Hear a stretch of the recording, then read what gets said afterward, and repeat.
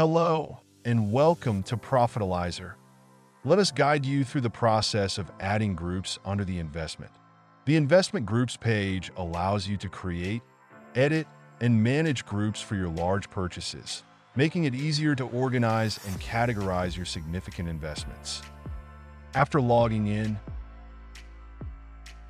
go to Investment and select Groups.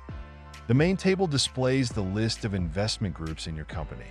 Add a new investment group, click on the plus Add Investment Group button and create a new group for your investments. Then click the green button. You can also edit or delete this group name. To edit the group name, click on the pencil icon, then Edit Group Name and click Save button.